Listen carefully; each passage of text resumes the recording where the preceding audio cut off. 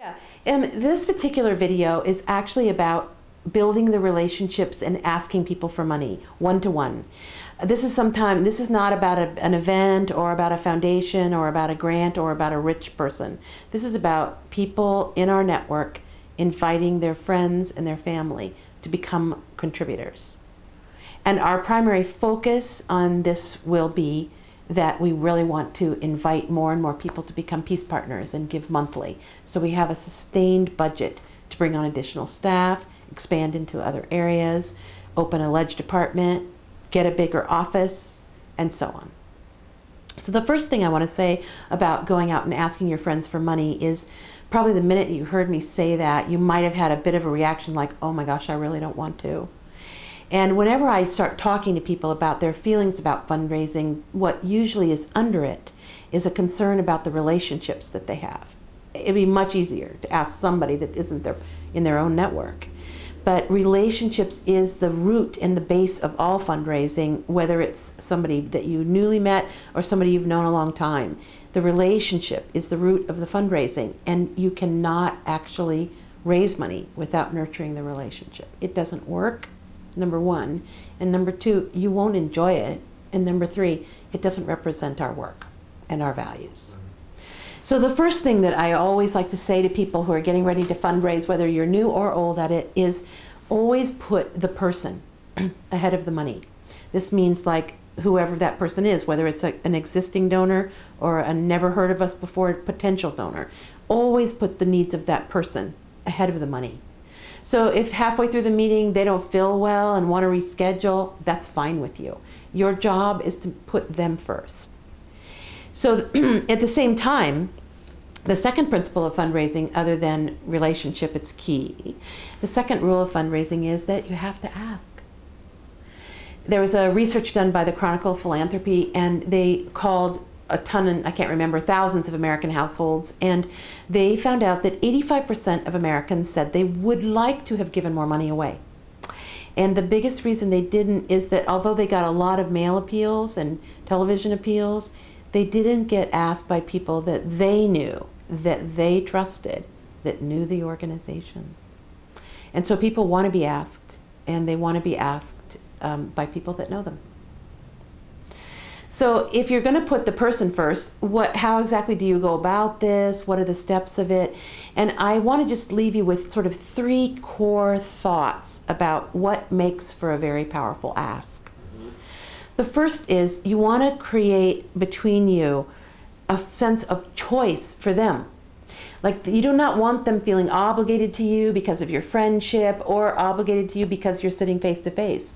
I do this in lots of different ways. Like if it's someone I know well, I actually outright say, I want you to give me your personal, most excellent promise that you will not say yes to me at the end of this unless you really want to. Unless you're inspired. Yeah, unless you're really inspired to, unless it's really important to you. That you're not doing it out of obligation or guilt or to sort of protect our friendship. I don't want that.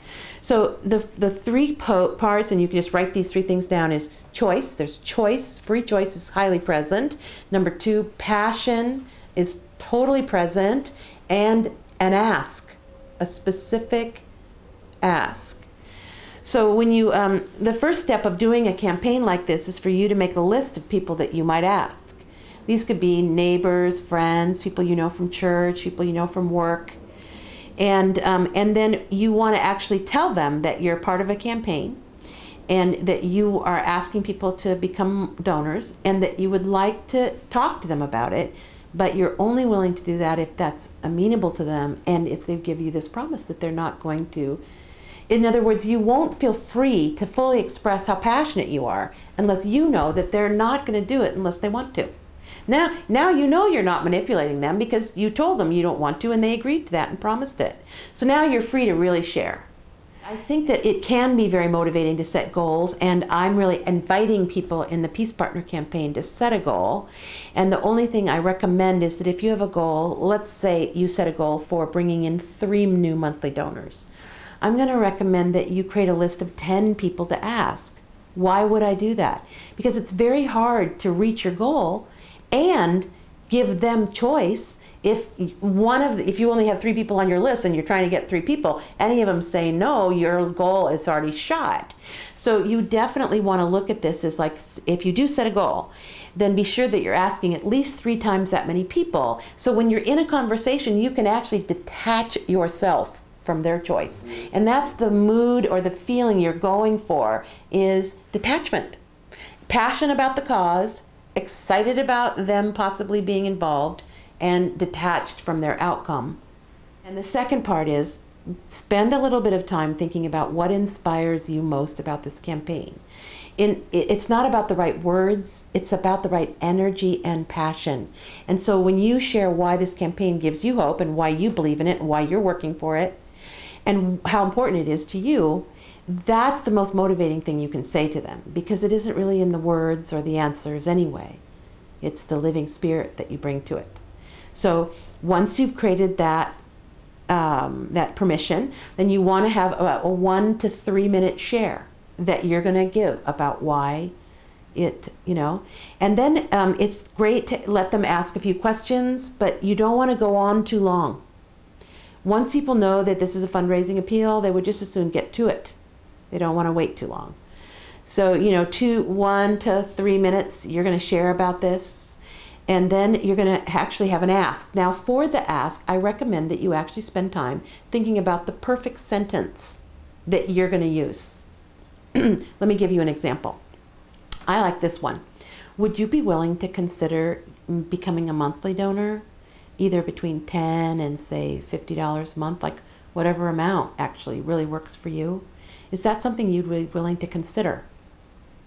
Now, I like this because I'm not asking them to make up their mind just yet. I want to warm them up to it. I want them to think it over. I want to be sure they really want to.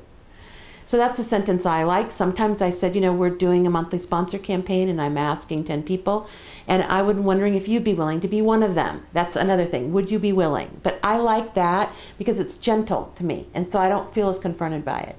But you need to think about, for you, like imagine you sitting in front of one of these people on your list. And what would be the perfect way to say it to them? Assume that you've already gotten permission, in the sense that they've already told you they won't do it unless they want to, so you have permission to make this ask. What is that sentence? And then practice it in front of a mirror. So you want to work at getting yourself and training yourself to be more and more comfortable to making these kinds of asks. So I'll just go back and just one more time saying the critical things are, number 1, make sure they have choice. Make sure you've conveyed that over and over until it's really in your body that you know they're not being conned. And if it ever that creeps back in, go back to it. If you have to give them the check back and say, we're such good friends, I would just feel terrible if you were doing this because it's just me and it's hard to say no to me. So what I'd really like, so that I know you're not doing this and I know it's not going to wreck our friendship, is I'll give you this envelope, you mail it in, think about it for a few days. So it's really your choice and not coming from me. So, this is another thing you can do, and they'll respect you for that. They'll appreciate that you care. You want to make it obvious to them that they're more important to you than the money is. You want to really convey that in everything that you do. Now, the key things, as I said, are freedom for the choice and making the ask and being passionate. But there is one other component that is also very important. It's not part of the ask, but it's the follow-up. Someone says that they will give, you have to be the one doing the legwork and making sure that that actually happens. So, when would be a good time for me to pick it up, or would you like to mail it to me, or shall you mail it in? You want to go through the logistics of how the money will actually get given and how the forms will actually get filled out.